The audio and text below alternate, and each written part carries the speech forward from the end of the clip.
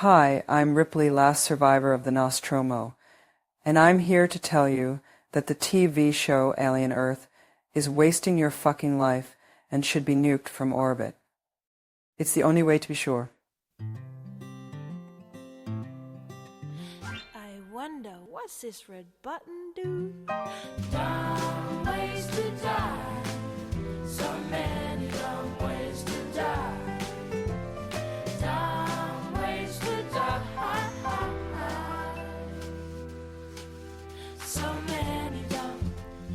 many dumb ways to die. Hello and welcome to the finale of Black Dog Specials for Alien Earth, Episode 8, covering the episode The Real Monsters. Who could that be? I have no idea. I'm Lee. I'm Darren. I'm Jim. I'm Elton. Yes, we got the full complement here. It's kind of a bit of a mix and match because Elton might not say an awful lot because it's dental work. Yeah. and we've got to catch up with Jim on the whole series before we even get started. So it's a bit of a different one this week. And also, we've got lots of feedback. We normally do it at the start. However, the majority of the feedback, or almost entirely all of the feedback, is to do with episode 8 and the whole series in general. So I'm actually going to stick that at the end. The feedback will be at the end. The final word on this thing will be down to you guys. Which might just be reiterating what we've said, but at least you can tell that we're not being influenced by your thoughts. Right. Okay, well, so here we are, the Real Monsters. But before we get to that, Jim, hello. Yes, hello. Hello. Now, I know for a fact that you haven't listened to these previous episodes because, as we've mentioned before, you've been trying to enjoy the show on its own merits week by week, yes? Oh, yes. I mean, I do this pretty much for anything with big franchisey or big geeky name stuff. I like to kind of watch it and just, I mute all the relevant hashtags so I don't pick up anything else. And, it works pretty well. Cool. So I we watched the last 2 episodes back to back last night. Right. Okay. But, kind of, if I'd been a bit more, life's been a bit busy. If I'd been a bit more ahead again, I probably would have joined you probably after episode 5. I bet you would have. I don't care about muting this nonsense anymore. Well, that answers my next question, which is just to catch us all up, because we'll go straight into episode 8 after this. How, up until episode 7, how you found it? Like the first 2. Mm. And then the next 2, it's kind of, I think Teresa summed up, she said, is it me? Or is this a bit silly? Episode 5 and 6, I think this sums it up. What should we watch tonight? We've got an hour spare. Shall we watch stupid people doing stupid things in space? Right, yep. You sure you haven't been listening to this podcast?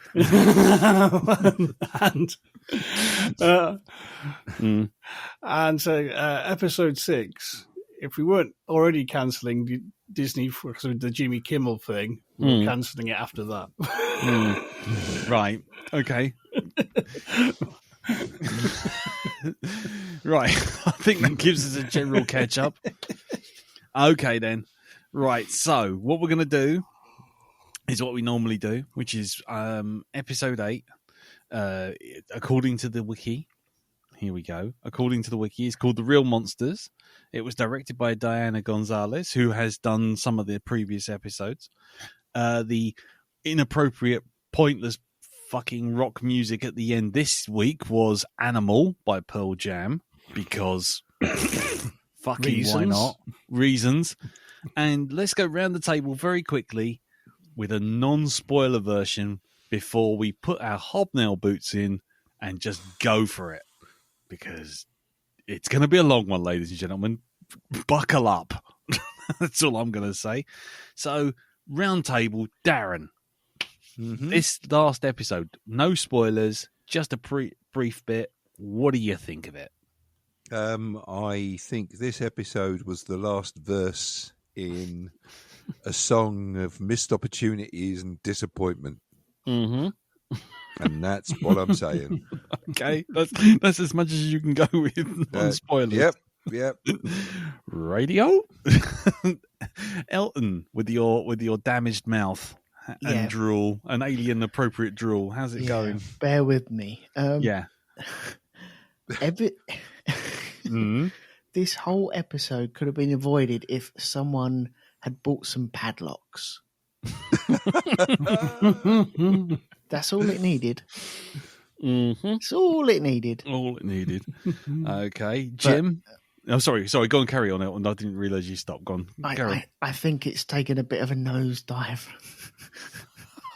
a bit. Right. Yeah. Okay. Jim?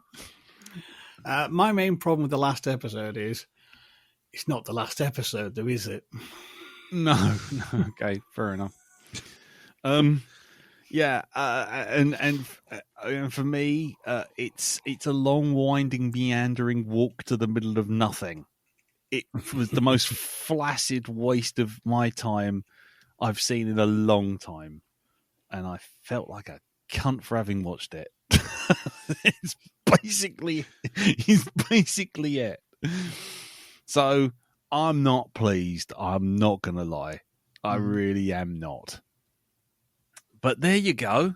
So that's our non-spoilery version of this review. Brace yourselves. So here we go. Let's get into it. Let's fire up the Spoilertron 5000. Danger. The emergency destruct system is now activated. The ship will detonate in T-minus 10 minutes. It might be a bit more than 10 minutes, but we'll get there. So, we're in the spoiler zone section. If you are still listening and you haven't seen the last episode, or you haven't seen Alien Earth and you're just jumping in here hoping to glean some overall vibe, don't. Just stop where you are. Go and watch it if you want to. I wouldn't recommend it, but you go, you do you. And otherwise, we're going into spoilers. I don't even know how to approach this one. Good luck, everyone. Good luck, everyone. Yeah. Okay. Can I just ask a question to you all, and and everyone just feel free to jump in, and I think we'll get into how we feel about the whole series overall in a minute. But I have a really, really pertinent question, one which I think gets to the very heart of how I feel about it, which is, what the fuck was that? What's up with that? I mean, seriously, this fucking waste of time, effort, theories, just an absolute colossal blancmange of a fucking episode. It was complete turgid nonsense, which gave you nothing but, maybe if we come back in season 2, you might see some shit. Do you know what I thought when I watched this? And I'll handle it over, because otherwise, if I don't stop myself now, it's just going to be the Lee show, and you might as well hang up and save your Thursdays. It felt like the end of Battlestar Galactica, and it felt like the end of X-Files, and it felt like every other show where someone steps in, some wanker steps in and goes, you never know what might happen. We've got a plan, but we're not telling you. Clearly, you fucking haven't. You didn't have a fucking clue. Themes, the Oculus, the fucking Count Ocula, just absolutely nothing. The alien. It's all about the alien. No, it's not. It's not about Blue the Velociraptor. It's not about Kirsch. Kirsch has got a plan. No, he hasn't. He just turned into a WWE fucking wrestler and got his fucking back broken and just pissed milk everywhere. What was the point of any of it? I was so angry by the end of that fucking episode. That's all I've got to say at the moment. anyone else would like to step in and just get the ball rolling? Because I feel like if I just start, I'm not going to stop. It's going to be like one of those things where I just keep punching and punching and punching until there's nothing but mush. Shall I go first? By all means, have at it, mate. 1 second. Oh God, what? Just having some dark chocolate chips there because I feel as though I need the sugar. Right. So this episode, to paraphrase Sean Connery from Highlander 2, there comes a time in a film when you can take all the cliches and put them into a single. You can focus the cliches. Like the cliches are focused, and you can use them to build a bookshelf or some shit. I don't fucking know. I'm an ancient Egyptian. Yes. That's what this was. It was like there was a big. You're right, Jim. Yeah, carry on. Because you know what a cliche is, don't you? It's like it's a thing that's obvious, and yes, it was like there was a big. It's like this thing was a sink, and all the cliches were like the water, and it was just drawing all the cliches to a single point, which was the fucking end. Mm-hmm. And then we have fucking Alien, and it's Mini Me, right? Whatever what fuck that was.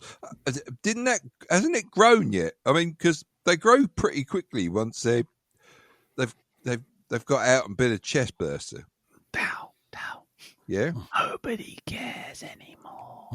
Are they looking to sell plushies or something? Is that what it is? Baby alien. Baby aliens. Because, you're going to have to go a long way to beat Grogu, really, on that. Not so cuddly. Not with them fucking teeth, anyway. Mm-hmm. So... It just, I don't know, it's like they ran out of ideas completely and utterly. They even did this, it's like, what should have been an awesome fight, right, between two synthetics was stopped because, hold on, we've run out of budget. So suddenly we're going to Kirsch. Yeah, we're going to give fucking Wendy, or whatever the fuck she's going by these days, Bob, the power to like a remote control. Oh yeah, he's just machinery, so I switched him off. You say that like because if you just the way she said it, it's like, well, yeah, I've got this skill that I knew about. Really? So why didn't you switch him off the minute you came into the room then? Why didn't you just disable him? Just do that. Because reason. Because reasons are raisins. I know. Okay. And it's... I don't know. It's just the whole fucking, do you know what it should have ended with? Fucking We Are Family by Sister Sledge. I mean, just fucking go the whole way. Why don't you? You know? Just do it. Just don't fucking hold back. And of course, who didn't see the dead body on the beach coming back to life with the fucking Oculus thing in its fucking face? Oh God, I've become You become apoplectic. Apoplectic. I can't vocalize how much that particular thing really annoyed me. Because, well, okay, let's just stop. Sorry, because otherwise it's just me going to be gibbering and burbling incoherently. But basically, what a fucking waste of time. Elton, go, yes. Man, go. Because you've out of all of them, just to bring Jim up to speed as well, but out of all of the episodes and all these things we've done, you've been the most positive throughout.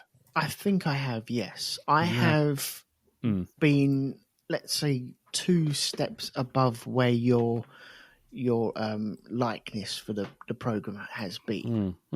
And I think I've followed your trajectory of this. I can't say words at the moment. That's okay. Neither can I. But I've followed your trajectory of the dislike, and it's slowly fallen down. I think episode 5, where they did the Nostromo stuff all over again, that was a big dip, and that dipped, and it never recovered from that. No. And I followed you with that, but I've been more positive, although my tolerance for sticking up for it has been waning ever since. And these last 2 episodes have really fucked everything up. They really have. It's made something that had slight potential in the first 2, maybe 3 episodes. There was potential there, talking about the synthetics and, you know, that moral compass. That's all gone. It's all that interesting stuff has gone. Yeah. And the alien in which this program is named after is the worst thing about this show. There are many, many bad things about this show now. That is the worst. They have not done it right from day one. It looks awful. It is Digby, the largest dog in the world now. That's all it is. Yeah. That's all it is, I'm afraid. And it's awful. Yeah. And I know I'll turn around and say, no, I ain't watching that shit. I know I will watch it again and again. But it's criminally awful. It's so bad. Do you remember when we watched War of the Worlds? Yes. And you know, I sent my feedback in saying that it is a blight on the original, on the original actual tale. This and all the other shit that's come before it as well, all the other stuff that other people are apologetic for, and it's about time we turned around and went, this is not good enough. Yeah. None of this shit is good enough. You churning it out and people lapping it up and going, oh, this is the best stuff since Alien. It's not. It's not good enough. No. And I don't understand why people are turning around and saying it is the best stuff. There are glimpses all the way through this show. But what they're churning out, this episode today, it felt like a filler episode because they couldn't be asked to finish the season. And they were like, well, we don't want to do too much because we need the budget for next. It's like people in councils needing the budget for their next year on filling potholes and shit. Yeah. Because they don't want to blow their load now. And not have the budget for it. And not have the budget for it. And it come off piss poor and then people not return for next year. And really, they have just trod water through this episode, trying to give you something. You know, that eyeball monster, he's doing a fucking lot of heavy lifting in this show at the moment. He really It should have been called Eyeball Earth, I think. Might as well be, yeah. Because he's a star. Yeah. But yeah, it's about time people got together, and as much as you like Romulus or Prometheus or Covenant or even to a lesser extent Alien 3 or anything like that, these are not good enough. Yeah. These are all, you might as well have your own little franchises, copy it and do something else, like Species. Do the same thing but slightly different. Yeah. and have your own little franchise and fuck that up however many times you want to. That's cool. And if people like that, that's brilliant. Stop digging around on this one and ruin it. Well, it's ruined now. Honestly, all of it is ruined. It's about time we turn around and said, this ain't good enough. And it's not, from my personal point of view, it's not good enough.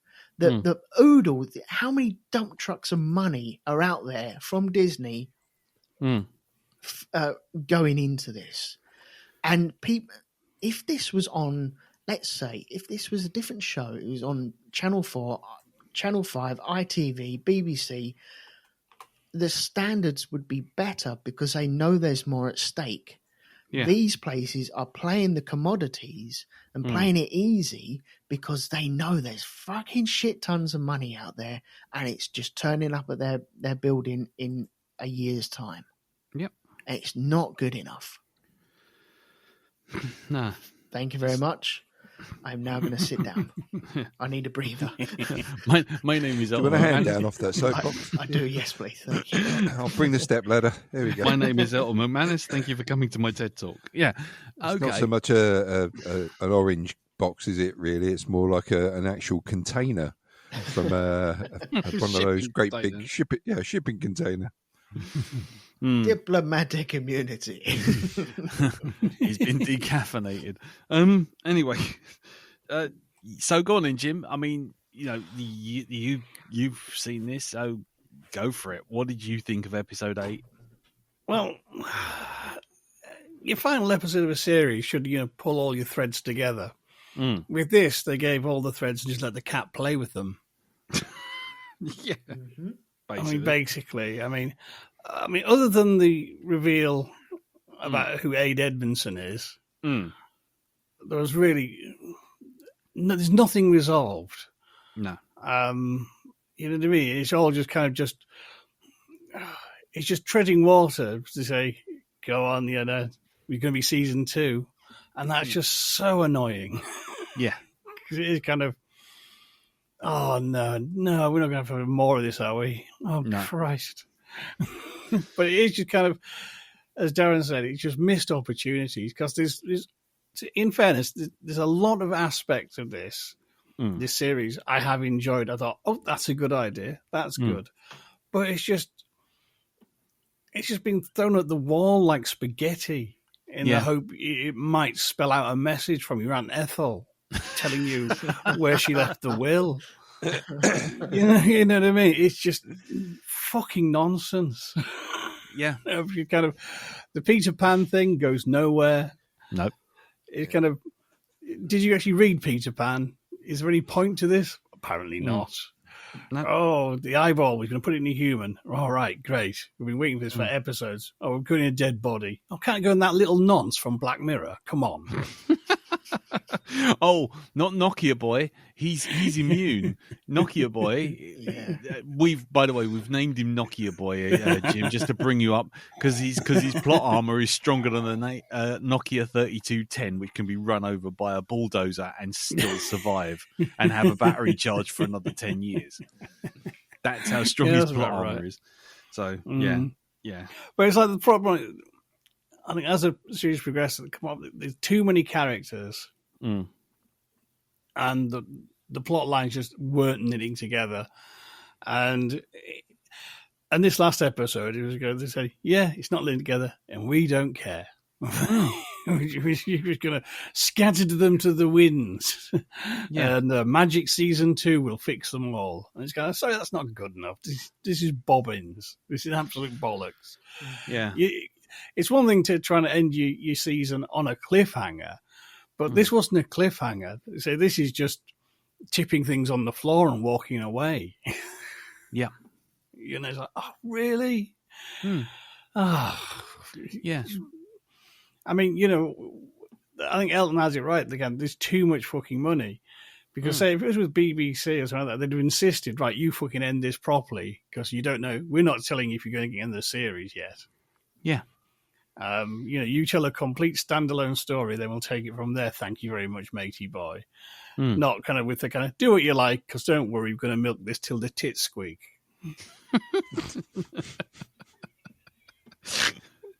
Yeah.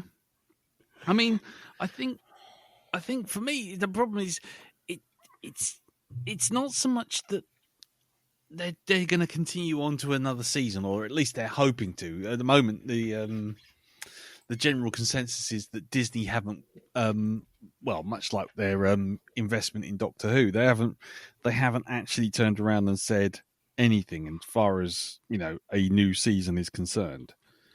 But my problem right now is that after the last 2 episodes, in fact, ever since episode 5, it's felt like, as Elton rightly pointed out, they have no idea where they're going to go. And it's what I'm saying, it's the Battlestar Galactica thing. It's the fucking X-Files thing. It's like, what's the conspiracy theory? We don't know, but you can pretend that you do by just hanging shit in the air. And what really fucked me off was once we hit episode 5 and Noah Hawley got to make his own own sort of fan-made film for Alien, with that fat guy from Torture Garden in his latex suit pretending to be an alien. Once they did that, it's like he kind of lost focus. And the problem was, it was like there was nothing else on the table. And, you know, there was the interesting thing of, well, you know, what does it mean to be human? What does it mean to be a synth? You know, what's going on with corporate shenanigans? You know, what's Morrow's endgame? Why is he, you know, after losing his daughter, you know, and being away for 65 years, what's that do to a man? And why is he so obsessed with getting the alien back? And, you know, oh, he's ultra efficient and all these kind of things. And all these things just go, just blow away, so that we can just have Weekend at Bernie's with a fucking bloke with a facehugger on for half an episode. We can have Nibs, the psychotic growling ginger cringer, and then after that we can have Wendy's so wonderful. She can do anything. She can talk to the animals like fucking Dr. Dolittle. She can control Wi-Fi like some kind of weird Alexa thing. And then it's just like, what are you doing? What is the point? Why are we even here? And then it finally kind of keeps going, oh boy, Cavalier, he's really into that eyeball thing, and that eyeball thing is really intelligent. It does pie with its own hoof. It's like I think horses do that at fun fairs. Come on. Yeah. Well, it's not just, you know, it's like, what is this, Alien Earth or a fucking episode of That's Life from 1985? Do we have an alien sitting there going, sausages? I mean, I think, as we said in a film, well, the Man from Earth podcast, if you're going to write super intelligent characters, you've really got to fucking try and write something super intelligent for them to say. Exactly. I mean, Boy Cavalier clearly can't do up his laces. No. Fucking not a shoe in sight. No. You know. Right, so in crayon. I don't think he's that smart. And then all so he's all over the fucking alien eye, and it's like everyone's going, oh, the Oculus, you know, the Oculus or whatever it is, Count Ocular or fucking Bally McBallface, whatever you want to fucking call it.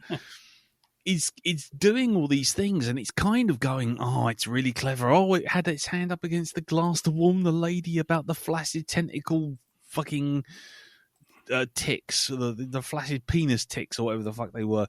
It's just like all these things are going on, and then you get to episode 8 and you realise that the other monsters were just there for promotional material.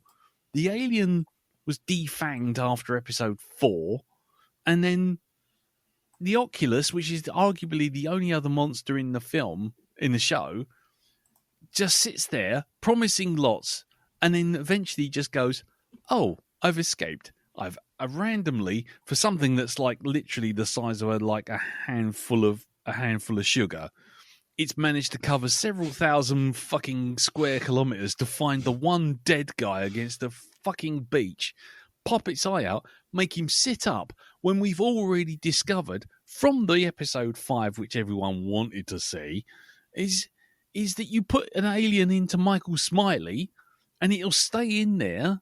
Old Oculus, he'll wander around in the sort of like, fat engineer bloke kind of stumbling around going like this. And as soon as the body gets damaged by the alien tearing it to fucking shreds, the Oculus leaves it. So why would it get into a body which, let's be honest, had a bloody great hole in it and then make it sit up? When the body has to be kept alive because it had to keep they had to keep the sheep alive by feeding it bloody hay. Yes. Party trick. I don't know. Ventilation. The problem is, it's one of those things where as soon as you start thinking about this, you go, that's nonsense. But what makes it worse is you've been thinking about this all the way for the last 7 episodes, thinking it's going to amount to anything. We were sitting there this time last week, going, Boy Cavalier's going to get the Oculus right in the face. Weren't we? We were all making those theories, weren't we? Then we were thinking, oh, it's going to end up in A.D. Edmondson's face. But no, it goes for the one person with plot armor so thick, you could have run the fucking Maginot straight into it at light speed and he still would have avoided it. Yep. I mean, it's like, oh, right, okay, cool. And then what? Can I ask, with Nokia Boy fighting the eyeball thing, he climbed into the sheep pen, which has a handle on the inside. Oh God! So now, if the eyeball can get into that container, why didn't it get out of that container that way? And why is there a handle on the inside of that thing? Mm-hmm. Dow, I think you can take this one. You've got the book handy? You got the book handy? You ready for this? Oh, man. Go on. Go for it. Well, I'm going to agree with everybody. It was pointless, the whole thing. The whole thing was pointless, right? I mean, why not just end it last episode? Right? Just do that. Right? Just go, oh, here we go. See you next season. Do it like that, right? It would be less like pissing in each other in everyone's face than what we got. It's just like, I don't know. It seemed like a big filler episode. Yeah, that was it. A filler episode for a finale. That's the worst bit. Yeah. I know. It's like, what were you thinking? I mean, really? Yeah. Oh, look at this. Look, we've made them into wall decorations. Oh, what are we going to do next week? Build a fucking wardrobe? Oh, God. Just the whole... Do you know the thing that really fucking made me mad? Go on. The one thing was seeing the big alien and the little alien together at the end of it, looking over at Mummy. Oh, hanging off the fucking side of the cage. Exactly. Yeah. Oh, those two. Mm-hmm. Yeah, go on. That's it. It's you've really totally defanged this creature.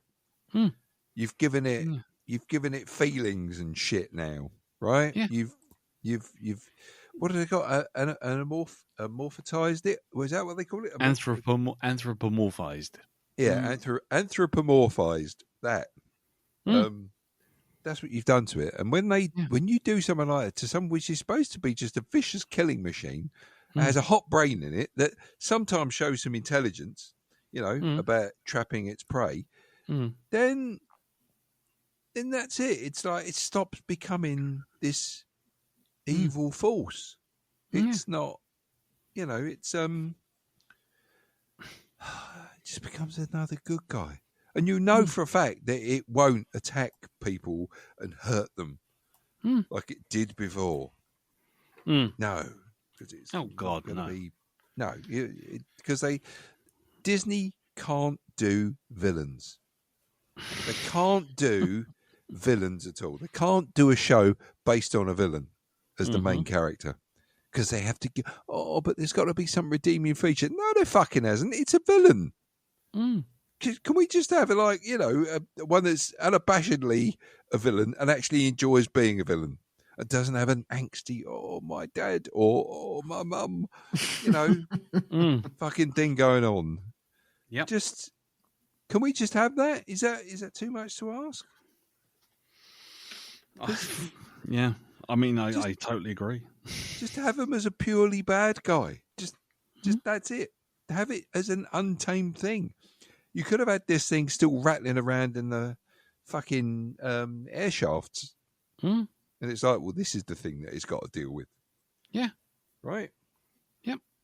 But it was shown to be her pet last episode. It wasn't. It shouldn't have been the way. It shouldn't have been in there. No. I'll tell you how it should have ended, right? Okay. It should have ended with you see the alien, and it turns around and goes to leave a room, and it pans across a room, some sort of underground facility. And there, in the middle of the room, you see all the eggs open, and you see 4 fucking people sat up back to back with face huggers on their face. And it's like, this is what's coming next season. And one of them's possibly a fucking queen. Yep. So there you go. But no, we couldn't. We got the fucking Brady Bunch. That's what we got by the end of it.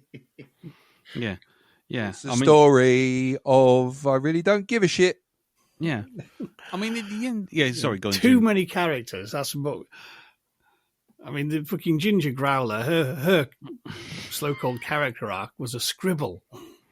Oh, don't get me started on her bloody arc. Her arc was literally a scrap drawer of post-it notes of, oh yeah, we, Dame What's Her Face, going, Mama Babadook going, oh yeah, we knew that she was somehow damaged and suffering from abuse when we brought her on, but that was the whole point. We were going to fix her, and then it's like, yeah, we'll fix her by taking out her memories.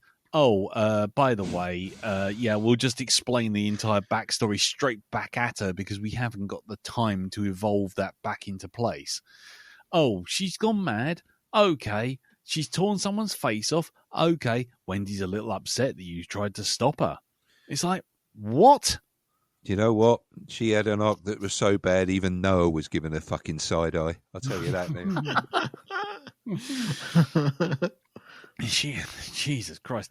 She didn't so much have as an arc as it was just like a submarine. The whole fucking thing just sunk. It was something that would, like I say, it was something that would grow over a full year. And that's the whole thing of this whole thing. This whole show just smacks of fit 20 episodes of story into 8 episodes. Oh, by the way, I really, really, really want to make Alien myself, and we've still got the sets. Please let me make Alien. Yep. Okay, we'll burn 50 minutes of fucking 8 hours. We'll burn 50 minutes of it. 1/8 of your story just so you can wank off around those sets and cosplay another copy of Alien. It's just like, and give us precisely nothing to the arc at all. And go on, Elton. Go on, take over. Darren, you were right when you said about missed opportunities. So you got Nibs. They didn't really touch on Nibs. They fucked her story up completely. But there was a moment where I think in between her jumping on Dame Sylvia and her turning around and saying, I'm pregnant. That sort of period, it started getting interesting. Yes. As to what is going on inside her brain and why is she like this? Is she damaged? Is there something carried over from an abusive childhood? And the same with Curly. You had that story and you had old boy Cavalier getting all a bit smutty around with her. And really, I think there's something on the cutting room floor where Curly today in this episode was going, but I'm the favourite. But nothing was shown from the boy Cavalier. You could have had him being don't want to turn him into a paedophile, but you could have him in lusting after Curly and writing that story of what is absolutely wrong with you. But they didn't want to go anywhere near that. And so Curly was like, oh, I want to be the favourite one. I want to go up front. And she was following Cavalier around. And then all of a sudden she's sat there today going, but I'm the favourite one. What about me? What about me? And there's no... It doesn't work because she's only just coming out with this stuff. And it is just like a child just saying this stuff. I thought she'd developed and grown. But no, that's all been taken back and all been taken away and forgotten about. Yeah. I mean, in fairness, we did already mention sort of around about episode 3 or 4 when Wendy starts talking to the chest burster or saying that she can hear them, that Boy Cavalier starts going, you can come round and play to Curly. And we were all like, oi, easy, steady. Yeah, getting dark. Oh, really? What? A film that was an 18 in the 1970s, dark and mysterious? Wow, this is actually on tone. But it didn't go anywhere with it. No. Because it's just toothless. Which is ironic because it fucking became How to Train Your Xenomorph. Oh God. Fucking that.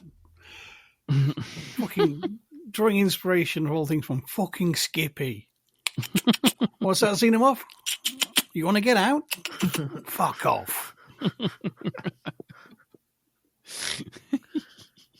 Dame Sylvia's fallen down a well? Oh, no.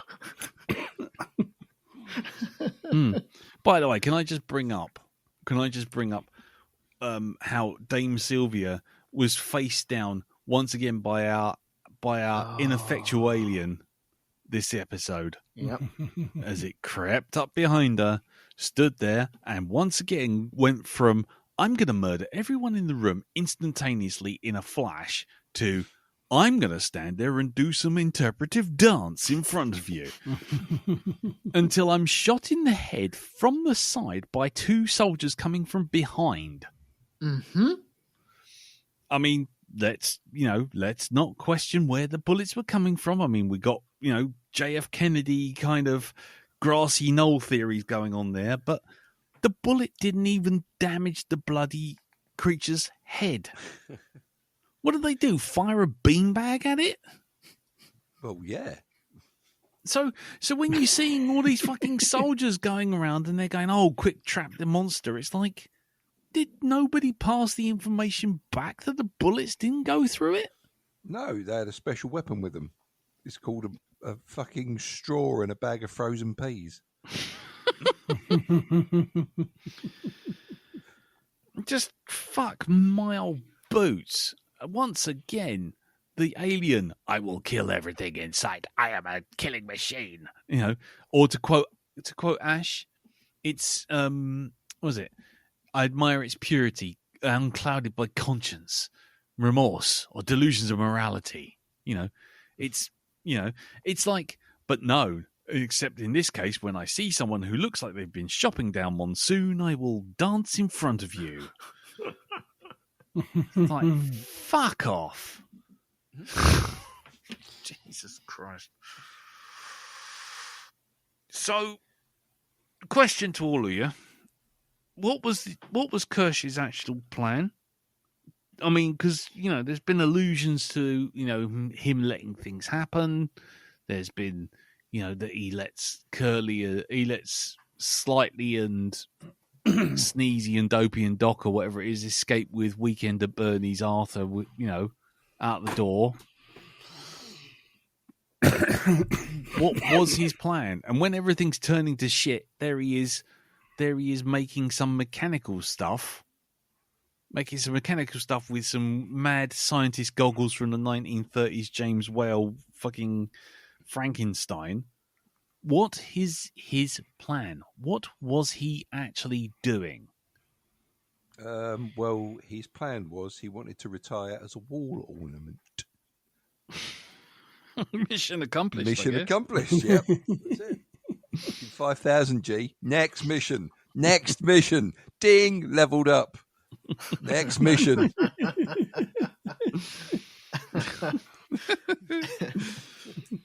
Elton?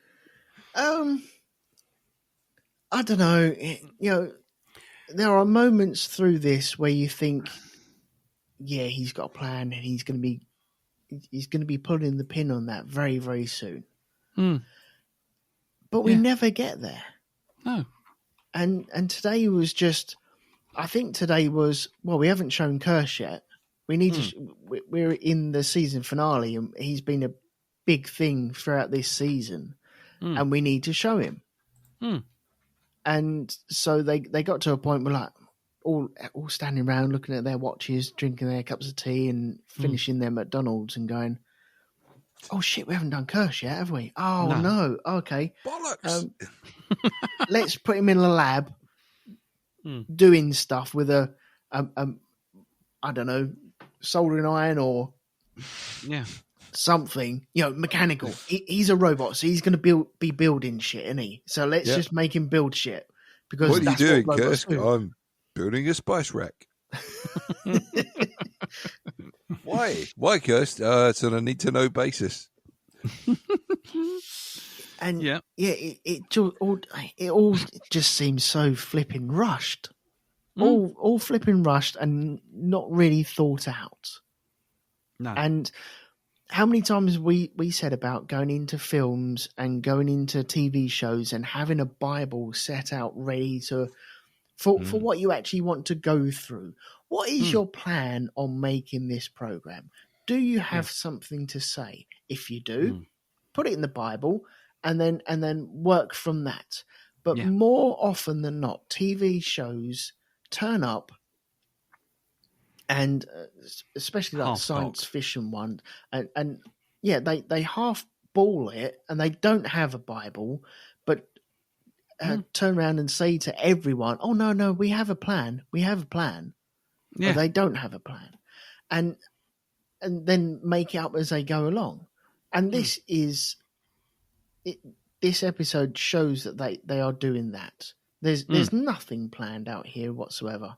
I don't care if they think they have or not, but if I was to make a TV show, I'd be like, okay, right, what am I doing? Okay, this is the skin I'm going to be using. I'm going to be using the alien skin. Brilliant.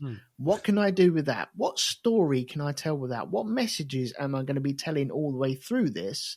And what are the rules? What are the laws? And what am I sticking to? And what is canon from all the other media and what isn't? Yeah. Write all that down and go from that. Not turn up day one and going, right, we got the posters sorted. What are we doing? Has anyone built a Nostromo set before? Yeah. No pressure. It's like in the dark ages of people starting podcasting when they go, I want to do podcasting. Okay, what about? I don't know, but I just want to do it. Okay, great. What are you called? We are called Cups of Tea, and I've made this artwork with cups of tea on it and a microphone because we're a podcast and we have to have a microphone on the podcast artwork. Okay, great. What are you going to talk about? Dunno. and they are thinking, well, we got 3 years of this and we're going to fill it out. It does sound like Shonky Lab, granted, but don't you dare. No. But there's that much thought going into this show. I think they've hit beats, and I think Noah, whatever his name is, I can't. Yeah, Hawley. He's gone, right, okay, we're going to do this with synths, we're going to do this with synths, alien film, and then do this, and we'll worry about the end later. Yeah. And that's all it is. And unfortunately, it's all come to fruition through this final episode where everything is just... It's gone off the boil. It's like someone's boiling a kettle and all of a sudden the electricity's been pulled and it hasn't quite got to that boil yet and it's all starting to click and cool down, and them clicking noises from like a car cooling down. It's all just that. Yeah. Where we really don't know what's going on. But we're setting up stuff for next season. Yeah. Really? Do you have a plan for that? Well, we got the artwork. Yeah. Can you imagine, right? Okay, in the actual planning meeting, when the head of Disney's sitting there and he's like, "All right, so what's the plot for what are you going to do in this last episode?" I'm dead excited. I really am. Really need to see what you're going to do. Ah, yes. Well, I can answer that one. You're probably noticing why I've got a wall here. Okay, because this is part of the plan. This wall. Okay, because over there, my assistant Gerald, you can see he has a bag in his hand. Okay, why don't you just empty the contents onto the table there, Gerald? Certainly, no problem. Right, yes. As you can see, it's a bunch of random items covered in Velcro. And this wall is covered in Velcro. And what we're going to do is we're going to just throw all this shit out the wall, and whatever sticks, that's season 2.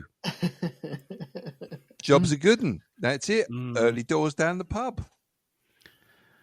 I mean, this is to all of you guys. I mean, the last episode essentially had nothing happen, right? I mean, nothing really happened. The fantastically planned invasion by Morrow to get the samples back, which was essentially him and 3 others knocking on the fucking front door, walking in and being surprised when there was 80 people behind the door waiting for him. I mean, that literally went nowhere. And then he manages to escape because Wendy lets him escape because Nokia Boy's in there. Oh, Wendy Wi-Fi pisses me off. Oh, Wendy Wi-Fi, yeah. That was just bollocks. But he went nowhere. He got as far as, I'm going to fight Kirsch, and then ended up back in a fucking cage. Wasn't the whole point of him trying to get the samples back out? Yeah. So what was his motivation? What was his plot? What was his idea? What was his actual aim? Because at the start, it was got to get the samples, got to, turn slightly and get him to leave samples on the side. Then it just turned into, I'm going to break in and get stuff out of Prodigy. And then at the end, it was like, I'm going to leave this cage, walk over, have a punch up, and then end up in another cage. Yeah, his character has kind of been destroyed now, hasn't it? Yeah, because he went from essentially a super duper security guard super spy to a complete numbskull. Go on, Jim. I heard you firing up. It's like no one had any idea of what these characters were doing, and it was like each episode was written by somebody else who'd been told the character's name, and that's it. Yeah, lovely. You know what I mean? And it's kind of like, say, Wendy Wi-Fi. Sometimes she can do it, sometimes she can't, because we've forgotten she can. Yeah. You know what I mean? It's just kind of like, such bollocks writing. It's just kind of... There's so many sort of interesting ideas, you know what I mean, in there, and there's so much you could have explored with this very meaningfully, but no. It was just a lot of running around and bollocks. Yeah. Basically. It's just, what a waste of time and talent, and just kind of like, Chapter 8, running around with bollocks. Running around, it's bollocks.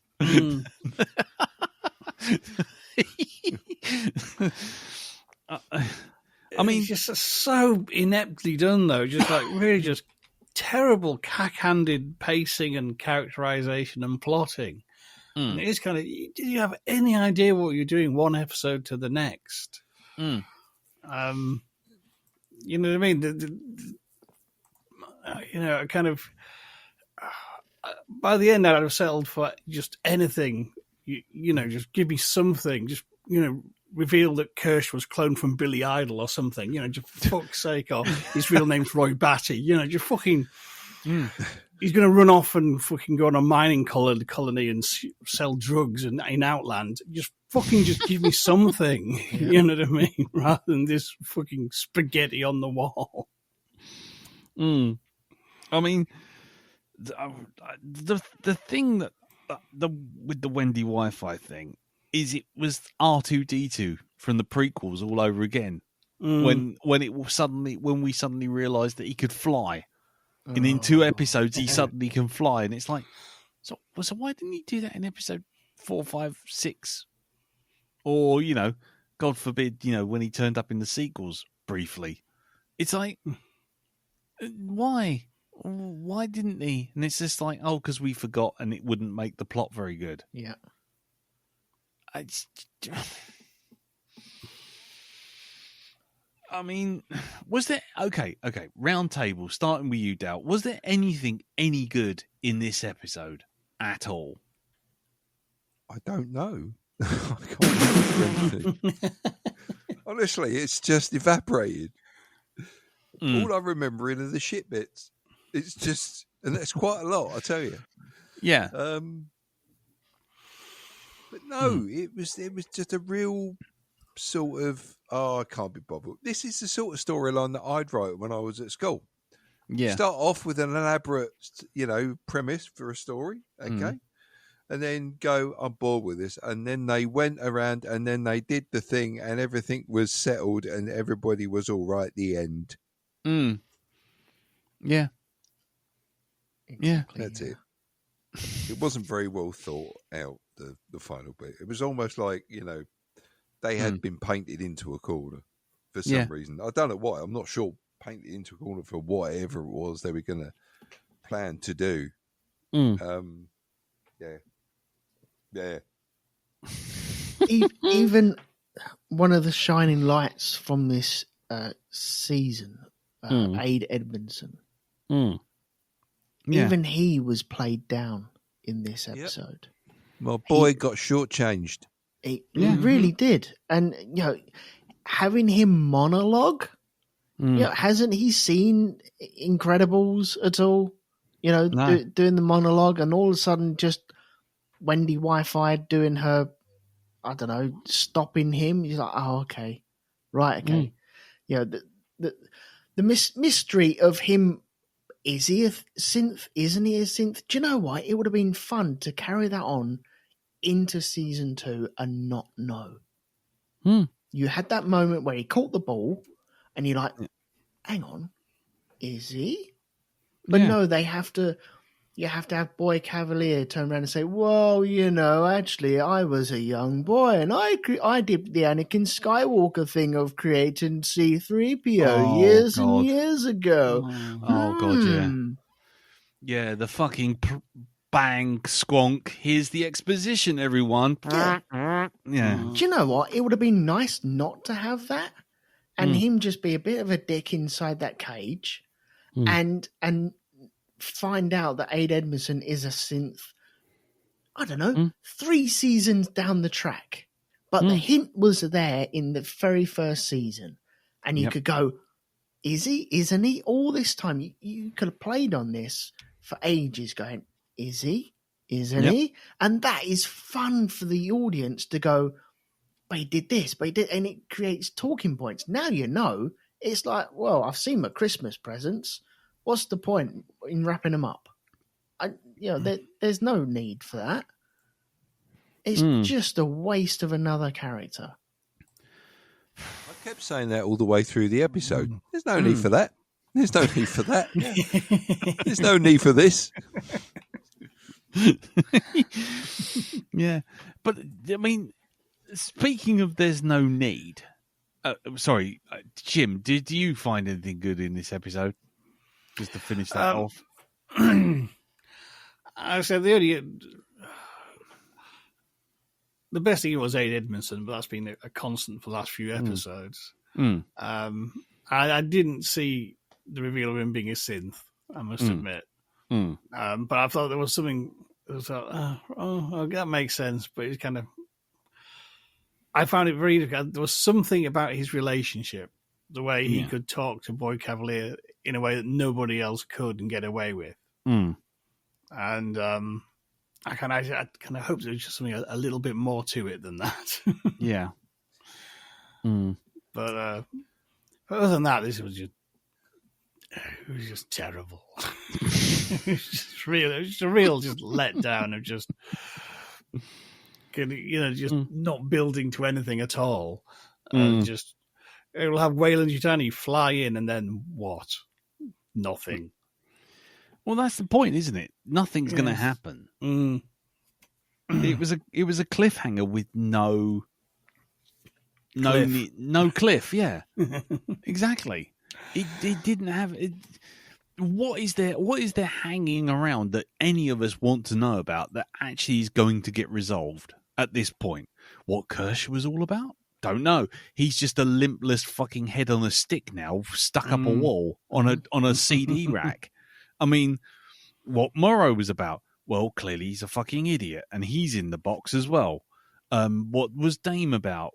Well, actually, that doesn't matter because she can't remember her husband's been fucking kicked off the island and he's probably still around because they told her last week that he never got on the boat. Oh man, she's in for a shock when she sees him.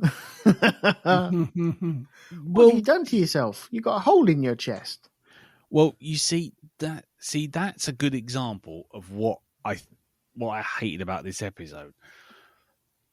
You have just done right there what we've been doing for the last 7 episodes, which is see something which is quite clearly a decent plot point or a moment of tension or a moment of drama and gone, oh, that's going to be good.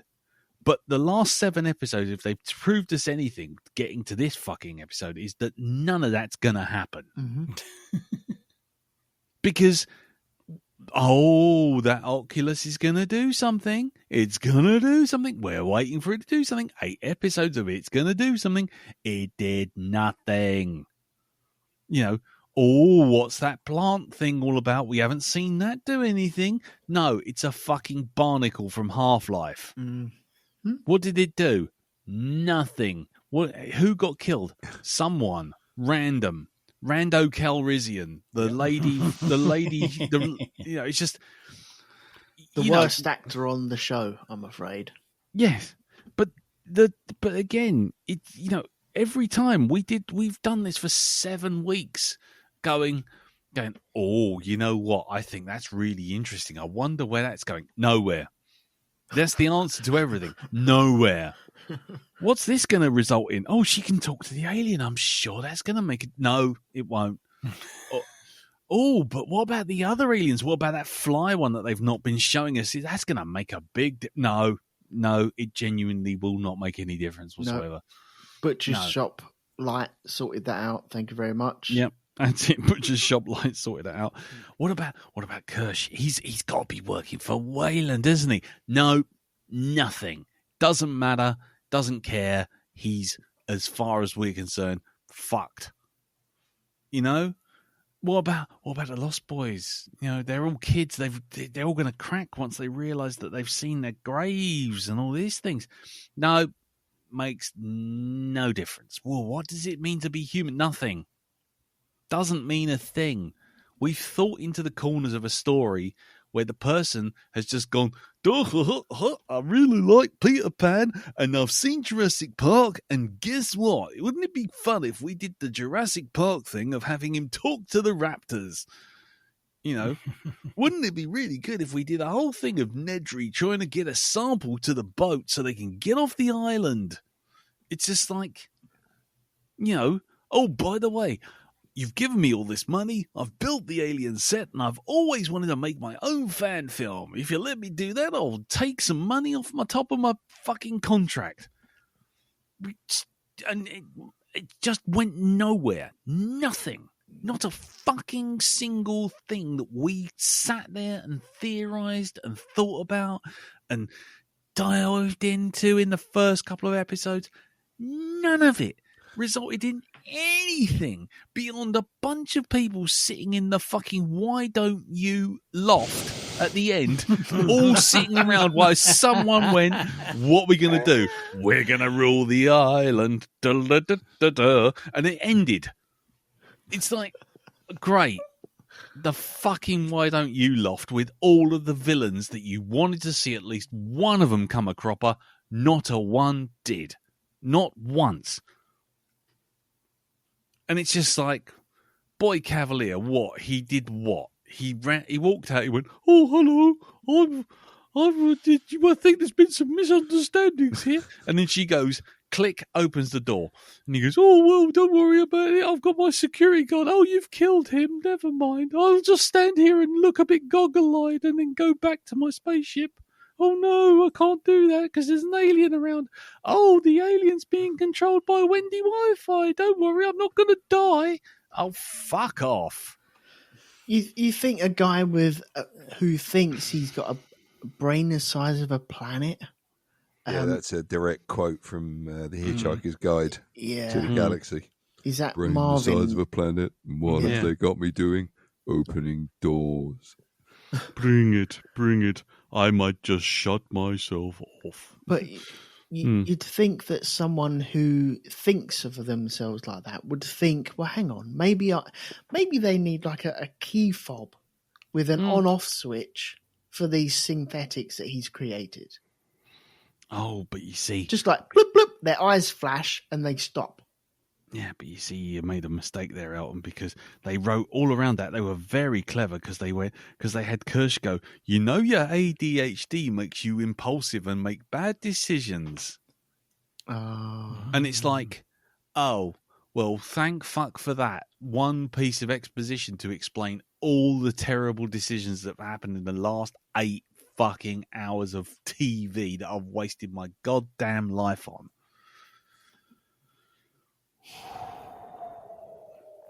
Anyone else got anything they'd like to add? This is one of those situations where you kind of...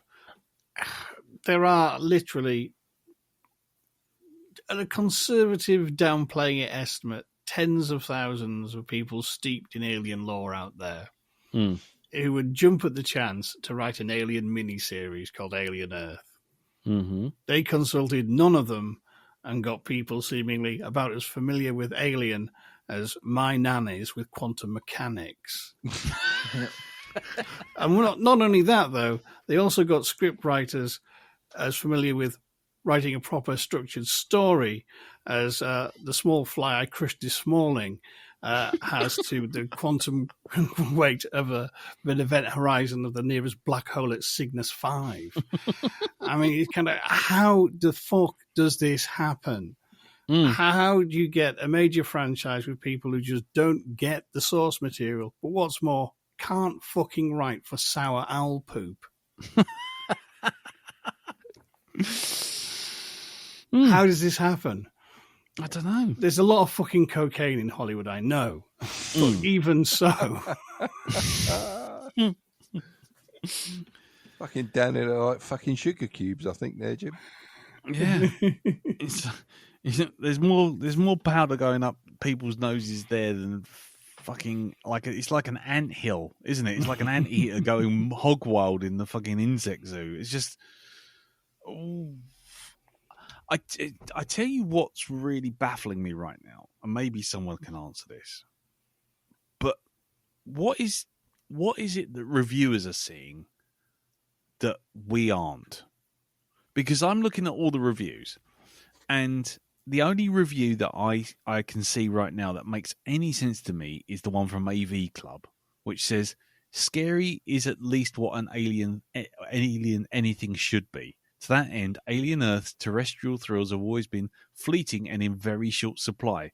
We didn't even get to enjoy Boy Cavalier getting his comeuppance. To that, I ask the perennial question of our time, what are we even doing here? While everyone else goes fucking doolally over it. Yep. What? You see, what you're not seeing is the £50 notes stapled to the cardboard case of the CD they got sent by Disney to watch this fucking shite.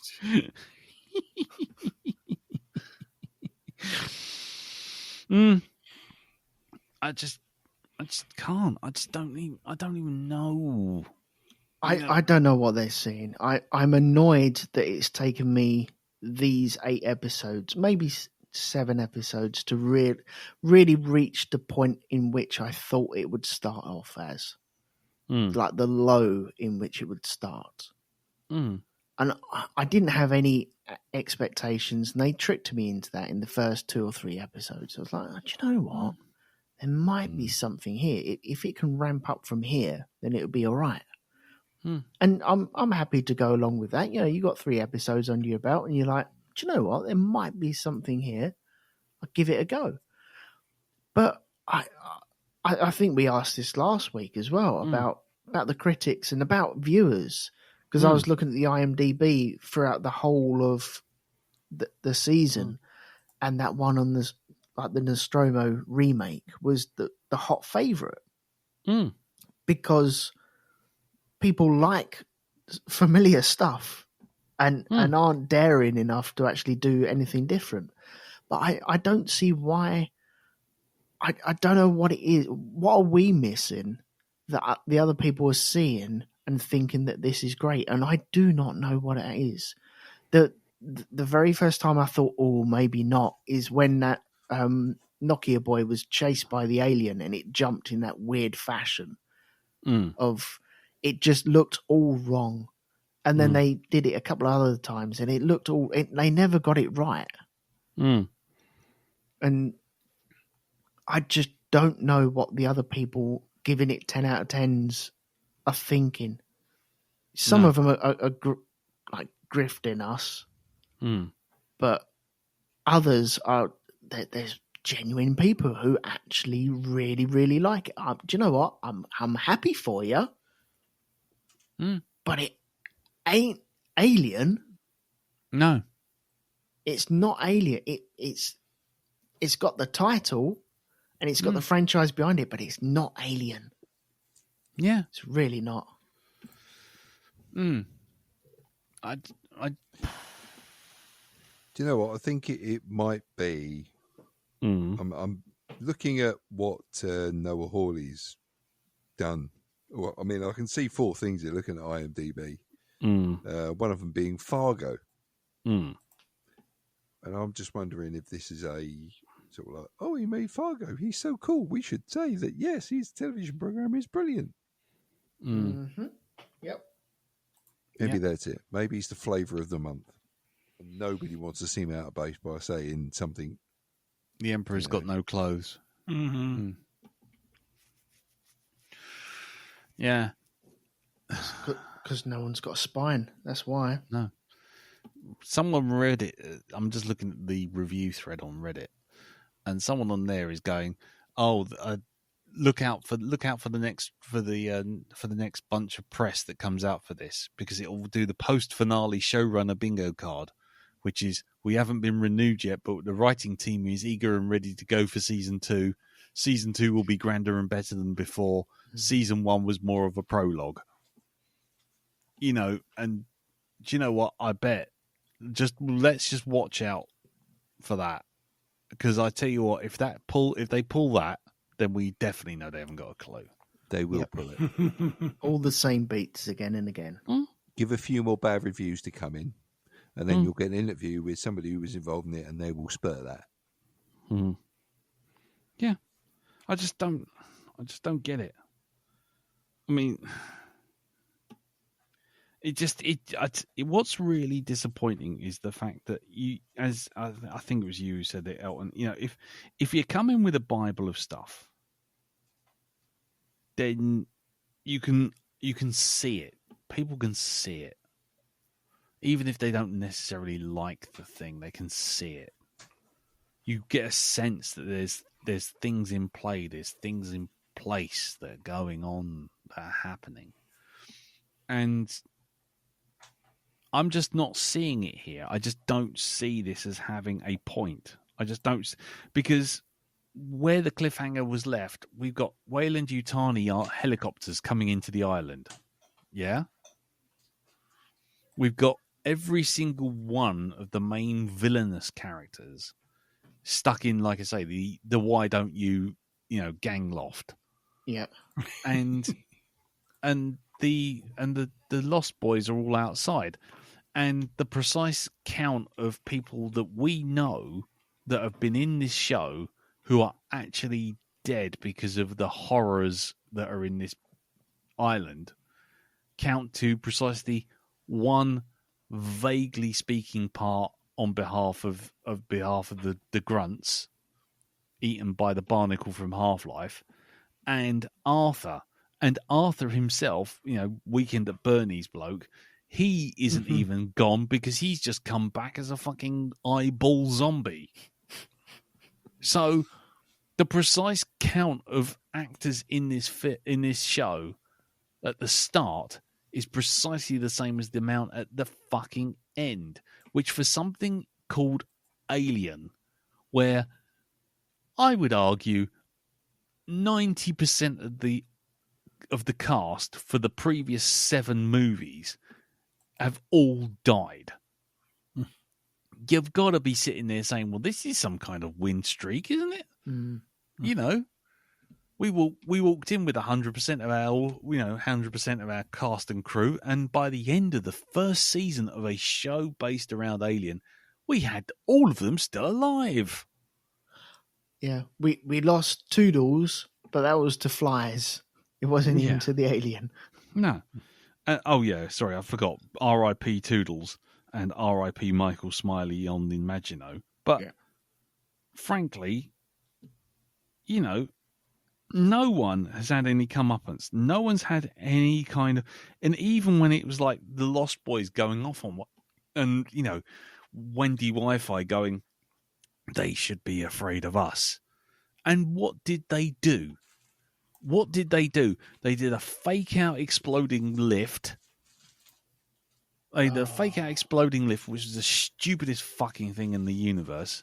I mean, it came straight out of Darkstar. You finally decided to clean the lift. The explosive bolts on the floors will detonate in 10 seconds. And then you've got, right, okay, well done there. And then Nibs closing in on Dame Sylvia. You think, right, here we go. Nothing. No. Oh, look, Boy Cavalier, he's run into the entire room of Lost Boys. Well, here we go. Nothing. Oh, he's got the Oculus in his house, in his room. What's going to happen? Nothing.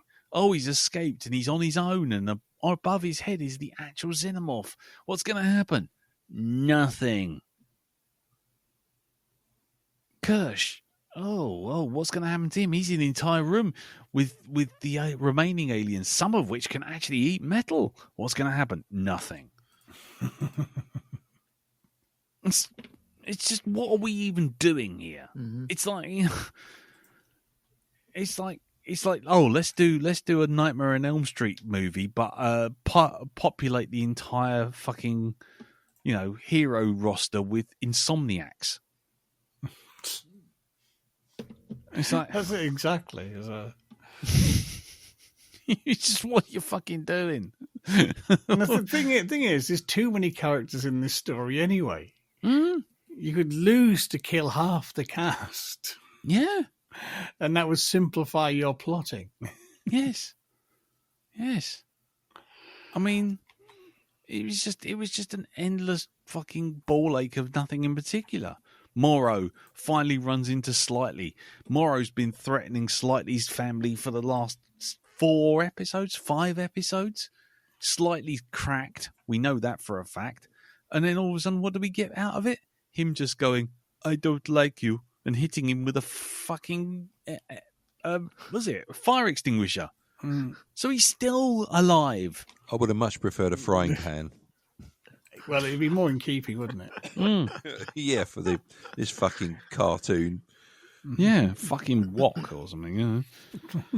And it's sort of like, maybe a malfunctioning voice box on one of the androids. But that's all, folks. Oh, I'm so mad. Dag nabbit. I see, boy. I see. I wish it had been a big chicken that the Oculus had crawled into. I see, boy. What's that alien-looking alien? Get away there, alien boy. You're bothering me. Yeah, that's just fucking nonsense. Absolute fucking nonsense. So, okay, before we get to the feedback and wrap it all up, I mean, anyone got anything else they'd like to bring up? And can we all just do a summation of the entire series? So, firstly, anything else you want to bring up? Any of you? No, not for me. No. Okay. Maybe this fur ball. Yeah, maybe yeah. Okie dokie. Then in which case, let's go around the table. The whole series, the series as a whole. How do you feel about it? Final thoughts on the actual series. We'll start with you, Dal. Well, you know what? I think the thing that I enjoyed most that really kind of got buried was the whole development of the synths. The thing that could have made a series all by itself. So I'll give it that. At no point did the alien feature on my top 10 list of favourite things in this. No. Total waste of space. Right. They were just there to drive the plot along to get to a certain point. That's all they were. Mm-hmm. Apart from that,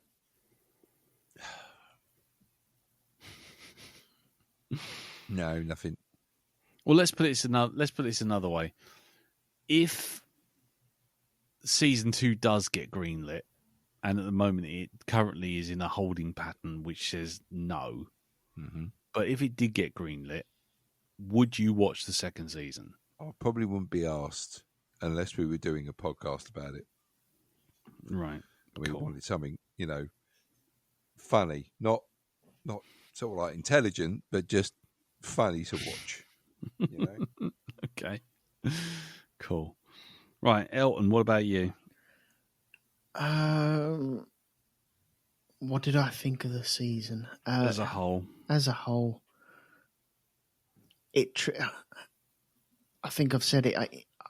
It got to the level in which I thought it would always be.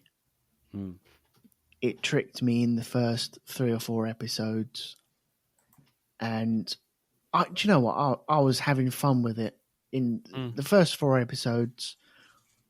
The 5th episode where they remade Alien, expected it was all right, and I think half of The Fly wasn't too bad, but then the last 2 episodes have really, really ruined it.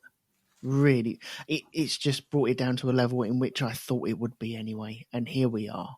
So I went in cautiously and was surprised, and just come out going, "Yep, told you."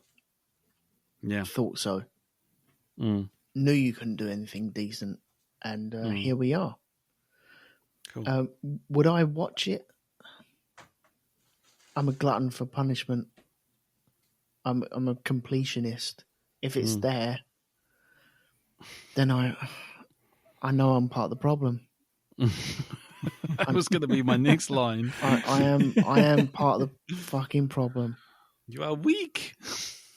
But it's one of my franchises that I love.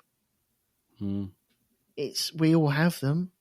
Yeah. Some people love Lord of the Rings and watch all of that stuff, and I haven't. Some people do all the Star Treks, and even though some of them are really, really bad, and some of them are really, really good, they still do them all because they love them all, and they love to hate them as well. And with Alien, I know it's never going to be any good. I know that. But I will watch it going, oh, but it could be. But it could be.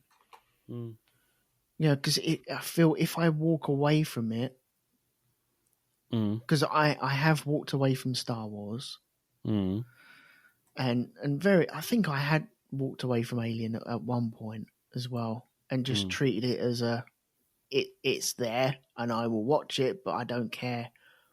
And at the start of this, I was like, oh, I can see myself really getting into this, but I will watch it in future. I will record with you guys in future if you want to do that, and it'll purely just be for shits and giggles. It won't be for intelligent, oh, hang on, this is a mystery. Should we dive into this? No, what's the point? Because, we all know it's all going to end up in a nuke anyway. Yeah. It's all going to end up in a nuke. And we're just chasing to that point there. So we might as well just rip the piss out of it constantly and have fun. And if that's how we get our fun on it, then so be it. Doesn't make me any less of a fan of the franchise. If anything, I think if Star Trek teaches you something, that if you rip on something, it means you are more of a fan sometimes. Doctor Who fans have just entered the chat. Okay, cool. Jim. I thought it started well and then squandered its promise. I think the turning point was at episode 5, where it's kind of you're showing me very clearly by remaking Alien, you don't understand Alien and what made it work. Yeah. And at a sort of fundamental structural level, you don't understand what made Alien work. You're copying all the looks, but not getting it. You're not even getting that right. Yeah. And that was like, oh, I've got a bad feeling about this. Kind of sort of kicked in, and it's a shame because I think that there's a lot of good ideas that the kind of setup of the kind of the wider world that isn't just another bloody ship with monsters on it. You see in the first 2 episodes had tremendous potential. Yeah. And the idea of the sensors had tremendous potential. Yeah. And it all just squandered away. Yep. Into just bog standard TV fodder of the worst kind. Yep. That let's be honest, between all of us, do you ever think this will, if it comes back for a second season, will it ever get resolved, or will it just go on to another cliffhanger for season 3? No, as I say, it'll go on until the tits squeak. Yeah. You know what I mean? It kind of, as long as there's money in it, there'll be another one and another one. And this is the failing of American television. Particularly, not just American television, but in particular American television, is it's far too reflexive. It's far too bothered about the audience figures and what the audience are responding to, and letting the tail wag the dog. And continuing a series, and they keep promoting characters because they were popular, regardless of the impact it has on the storyline. And the best American series, I mean, kind of are ones where people did have a proper plan, like Breaking Bad. Yeah. That had a plan, that had a beginning, a middle, and end, a certain number of seasons in mind. In the end, they did it in less than necessary. Yeah. But you know what I mean? They did the episodes to fit the story. They didn't just keep doing episodes because it was popular.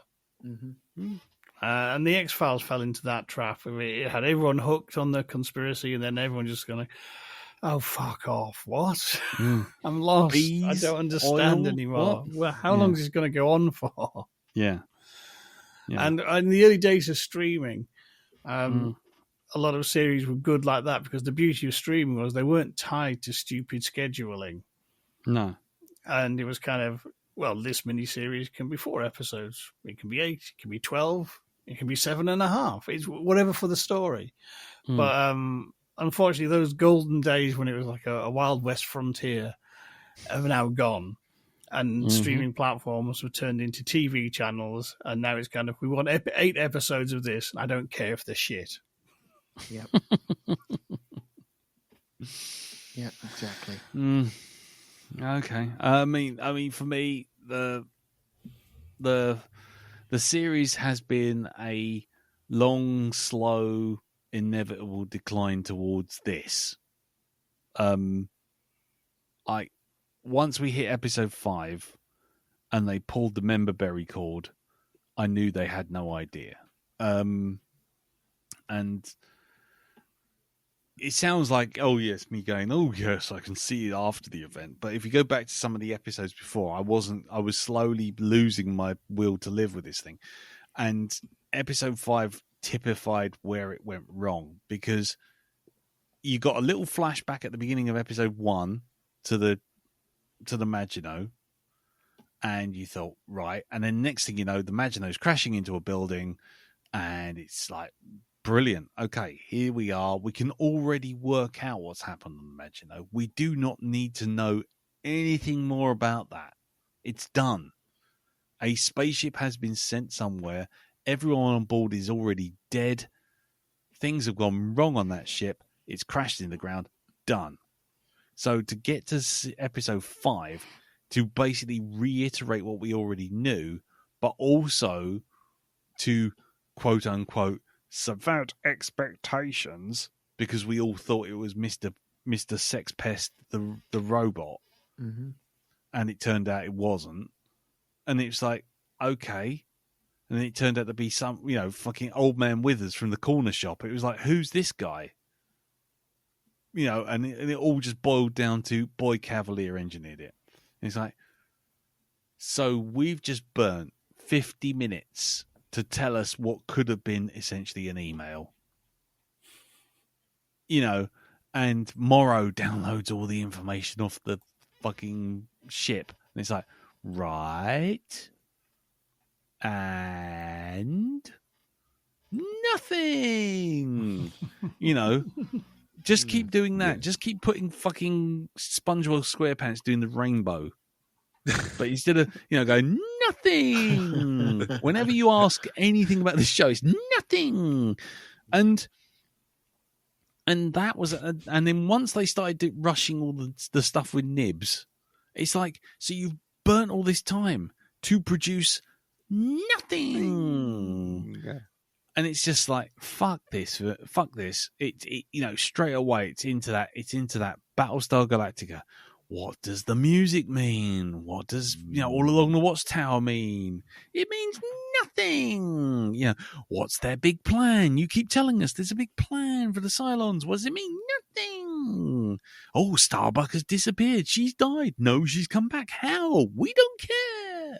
It's just, as soon as a show starts pulling shit out of his arse and pretends that it's going to somehow allude to showing you something at some point in the future, that's like putting your money on fucking cryptocurrency. You literally have no idea if it's going to be anything or if it's just going to disappear in a big puff of smoke. And first 4 episodes, I was kind of on board, but I was starting to wane. But the idea of what it takes to be human, the synths, all that kind of stuff, love it. But by the end, it was like, you just don't have a fucking clue. You really don't. You just, as everyone's already said, you just threw ideas at the wall. Typical. I mean, if I didn't know, I would have said Damon Lindelof had written this. Because it was that Prometheus thing of why? You just keep asking yourself why. All the way through. Why is that happening? Why has that happened? What does that mean? And then you'll get some wanker in about 6 weeks' time who's tied himself in fucking knots on YouTube to go, yes, well, actually, it's because someone killed Jesus 20,000 years ago. It's like, really? Where did you get that? What does that have to do with a pot-smoking geologist who can't even find a way using his own map drones? Nothing at all, but I think you'll find if I show you my board with lots of red bits on it. Fuck off. Just take all of that plot-filling shit that the writers have not done and fuck off. Present it to me or don't. Otherwise, fuck off. And there's going to be think pieces coming out of your arse on the internet for the next month of, oh, well, what people didn't see in Alien Earth was actually, if you look at the names of the 5 big corporations, they actually spell Tyrell or something like that. And isn't it all about incompetence? Isn't that what's always been about in the Alien universe? No, it hasn't. And even if it was, tell us. Don't just make it look like a bunch of bumbling silly cunts from fucking Putlins got 500 grand off the fucking lottery and decided to make a lab. It's just no. Just don't fill in the blanks for the writers. Let the writers tell the story, and if they can't tell the fucking story, fuck them. And that's what I feel like with this. They didn't have a clue. Not a fucking one. And all they've done is they've freewheeled it. He wanted to make Blade Runner, and then someone said, no, actually, you got the wrong Ridley Scott franchise. We actually wanted to make Alien. And he's like, oh, bollocks. And he fell asleep after a fucking Jurassic Park marathon and went, oh, that thing with the raptors. Wouldn't that be good? Just fuck this series. And I like the first Alien. I like the second one. I liked Aliens. After that, the rest of it has been an absolute time vampire on my life. And I wish I could take all those years back. And this cheesecake turd sitting atop of an ice cream sundae made of diarrhea is just absolutely the pinnacle of telling you I've wasted my life. And that's exactly how I feel right now. I feel like an absolute cunt. I couldn't feel any more like a cunt if someone has stood there and shown a picture of me masturbating to unicorn porn and then put it on a fucking big 60-foot billboard outside my place of work, outside my mum's bedroom, so that when she gets up in the morning, she opens the door and there's a picture of me going, ooh, to a fucking unicorn. And I would be so embarrassed. And that's how embarrassed I am right now. I am embarrassed to have wasted my life and plotting and everything that we did, making ourselves part of the problem by going, well, Kirsch didn't say anything when he was looking on that video. What does it mean? All together now, nothing.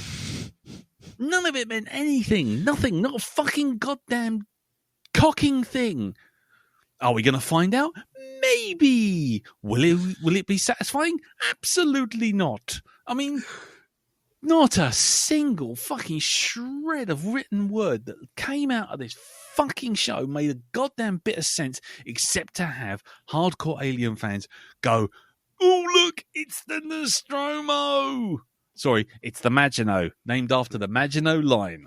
It's just what a fucking waste of everyone's time, effort, and I'm done with it. I mean, we won't be doing we won't be doing season 2 of this, except to take the piss, if we do that at all.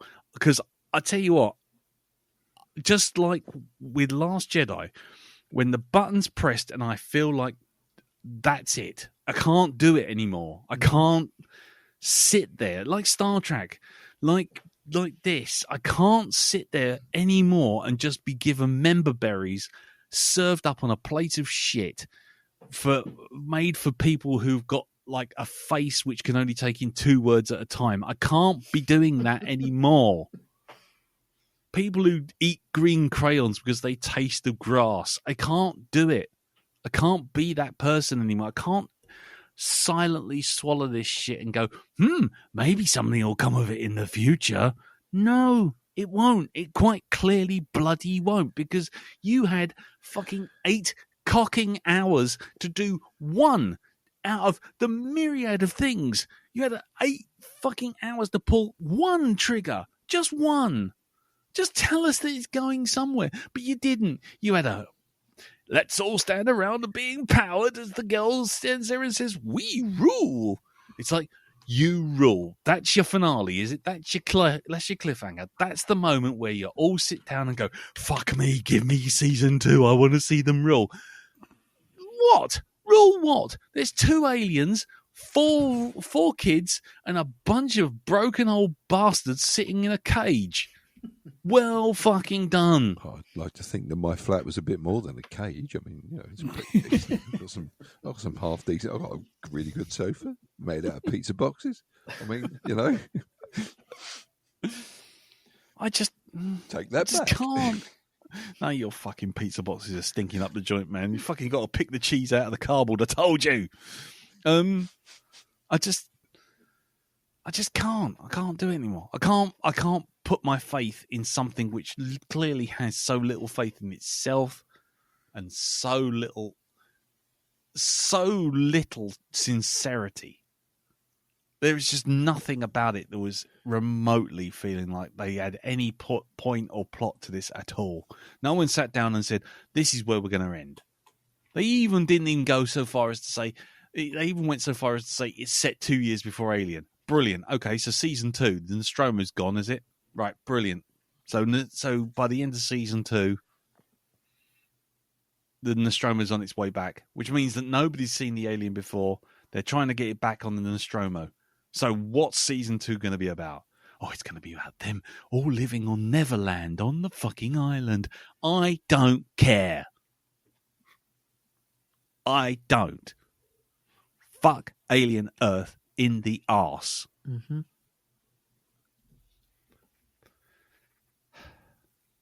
This podcast was sponsored by Tylenol.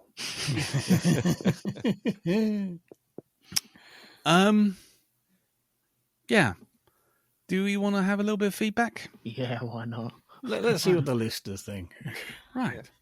Well, we'll start off with Jesse Taylor. He wrote in and he said, "Know a holy school of not utilizing anything you've set up, regardless of how weak it was, and settling for style over substance and a finale again.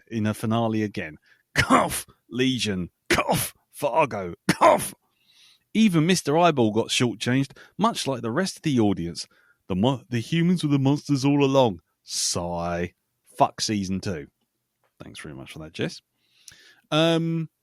We have Danny Graydon come in and said, yes, this season, it royally sucked cock.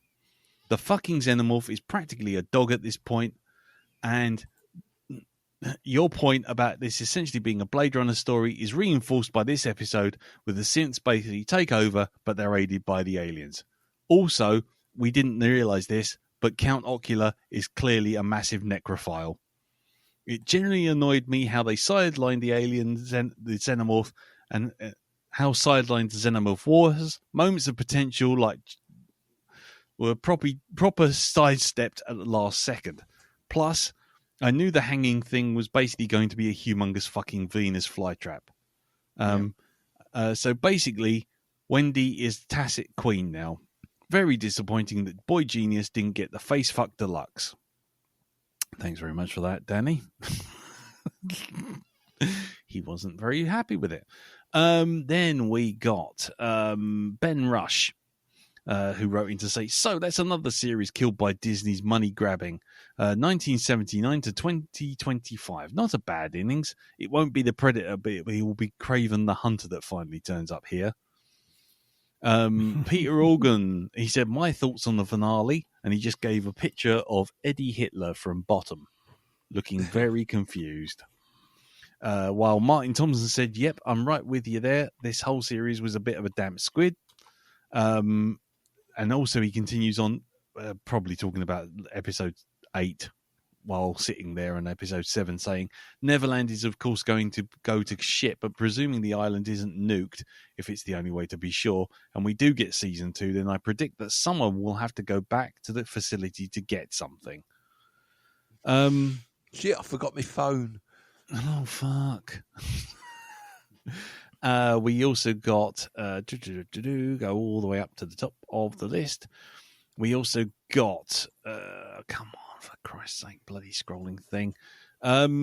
We got Andy Mack, who said, angry scuzzy rant approaching. I swear, I genuinely hate the lazy fucking writing on Alien Earth. That last episode, absolute train wreck. Every single character sounded like a ChatGPT bot wearing a human Halloween mask. And then all the bots converge in some kind of exposition Voltron.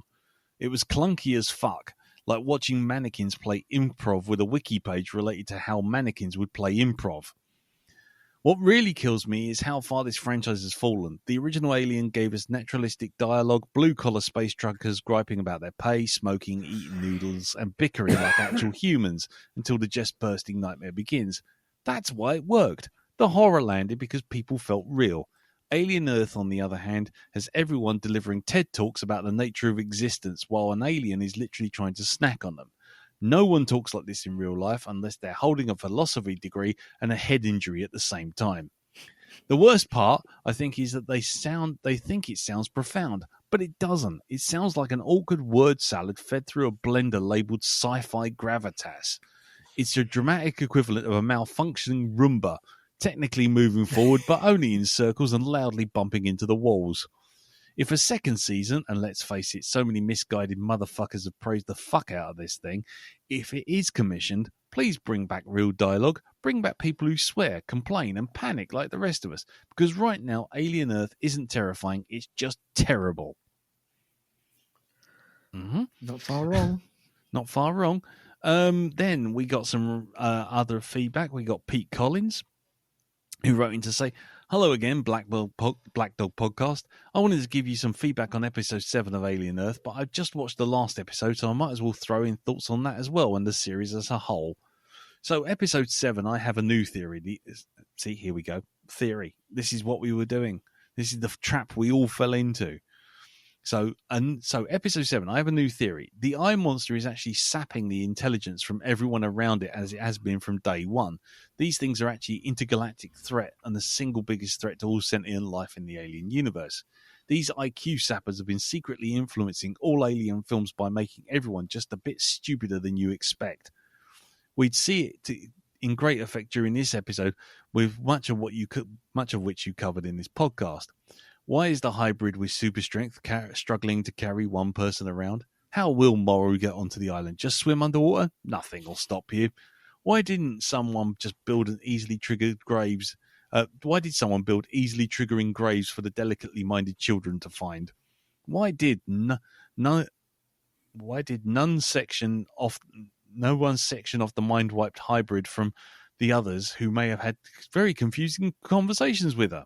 Suffice to say, this was one of the most disappointing episodes so far. The show shows how poorly considered the show is overall, and is taking a number 2 in this universe.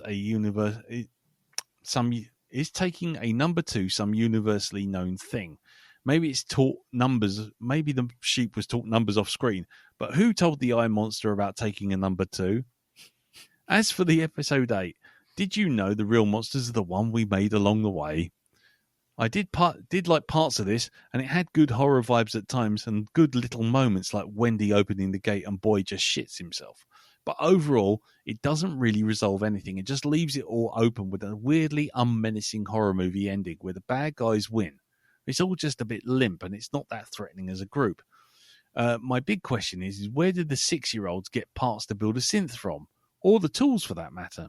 Maybe we'll get needless flashbacks in episodes of the future series. As for the series overall, I can't imagine it really delivered for anyone.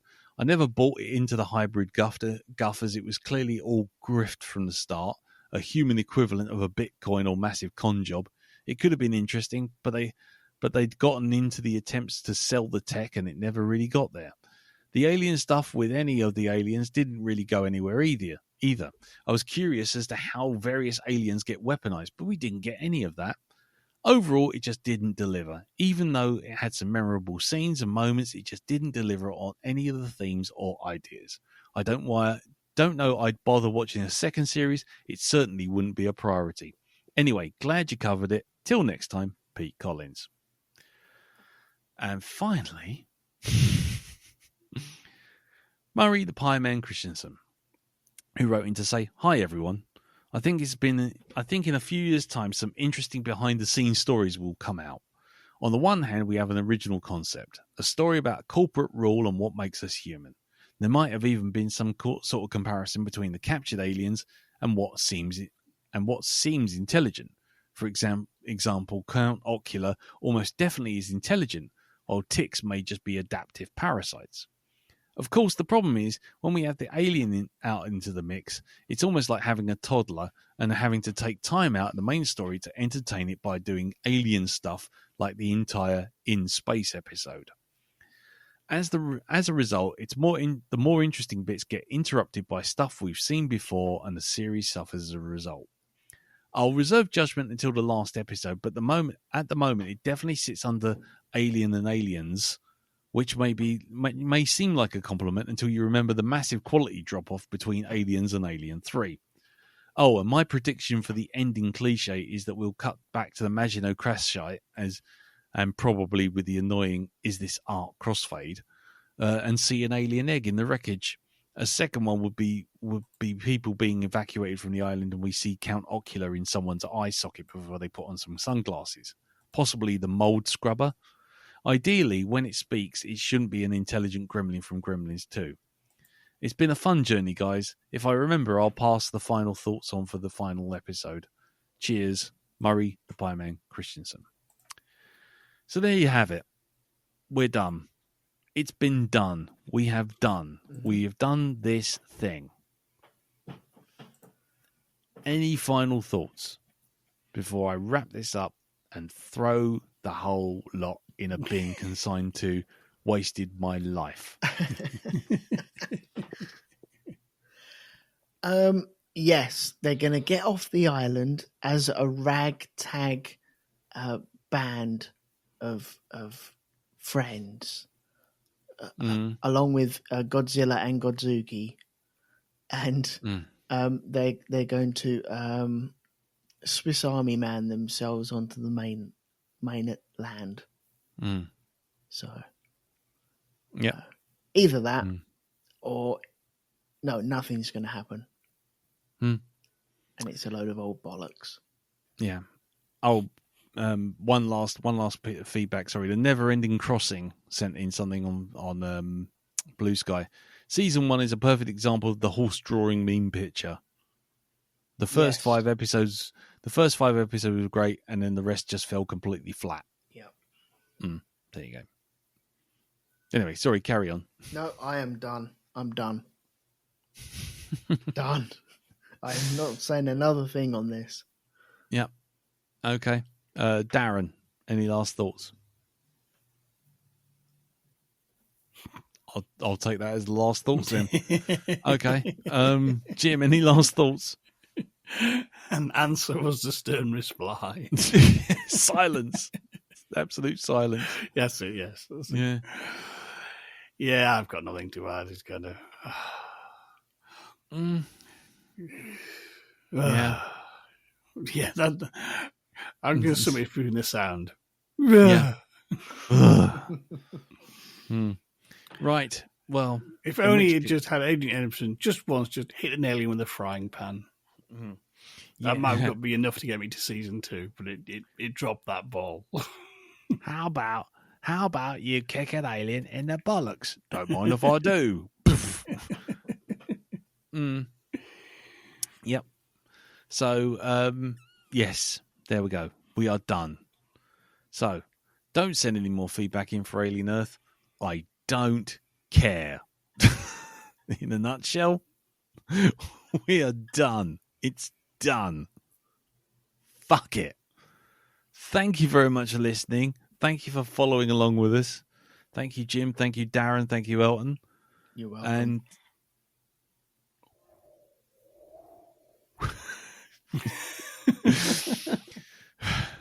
And yeah, it just leaves me to say thank you all, and we will be back with a regular podcast in a fortnight's time on the 7th of October.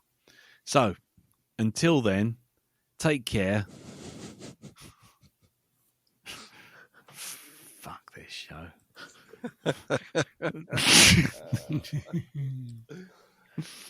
And it appears we have broken him.